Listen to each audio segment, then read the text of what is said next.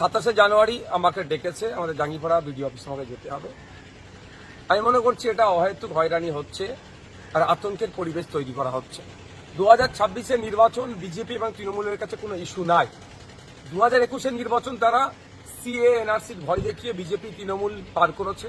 26-এর নির্বাচন তারা পার করানোর জন্য একযোগে তারা এই ইস্যু তৈরি করছে আর নির্বাচন কমিশনকে সামনে দিয়ে।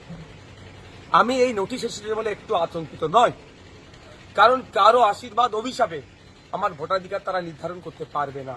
আর্টিকেল 326 আমার রাইট দিয়েছে, আমার অধিকার দিয়েছে, আমার ভোটাধিকার সুরক্ষিত থাকবে। আমার শেষ প্রশ্ন, গতকাল প্রধানমন্ত্রী নরেন্দ্র মোদী সিঙ্গুরে এলেন, একেবারে শিল্প আসবে এরকম একটা বিষয় ছিল, কিন্তু প্রধানমন্ত্রীর গোটা বক্তব্যে কোথাও কোনো শিল্প সম্ভাবনার কোনো বিষয় নেই। রীতিমতো হতাশ মানুষজন। শিল্প ধ্বংস তো মমতা ব্যানার্জি করেছিল, আর তার যোগ্য সাথ দিয়েছিল তো বিজেপি।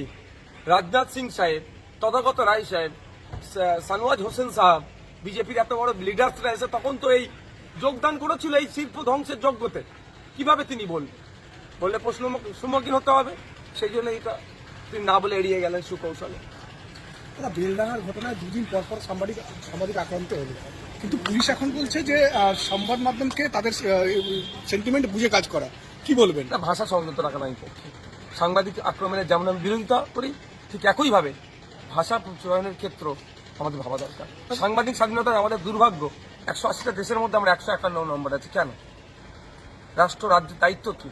কেন সাংবাদিকদেরকে নিরাপত্তা দেবে না? যেমন একটা জিনিস, এশিয়ার মধ্যে সব থেকে ভুল তথ্য পরিবেশন করাতে আমাদের দেশ কিন্তু অনেকটা এগিয়ে আছে। এটাও সাংবাদিকদেরকে পরিহার করতে হবে। শুভেন্দু অধিকারী বলেছেন, এনআইএ-তে টুইট করেছেন যে এনআইএ তদন্ত দাবি করেছেন। আরে যেটা ছিল অলরেডি করতে বলুন না। সিবিআইর হাতে ছিল তো তিলোত্তমার বিচারটা, কি হলো? আমাদের তিলোত্তমার বিচার এখনো পেয়েছে? ওই দিন রাত্রে করিডোরে 55-56 জন যাতায়াত করেছে, তাদের কাকে জিজ্ঞাসাবাদ করেছে সিবিআই ডেকে?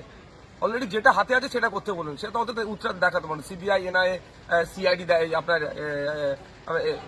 ইডি দেখাচ্ছে যে অলরেডি যে কেসগুলো আছে সেগুলো সলিউশন করতে পারছে না।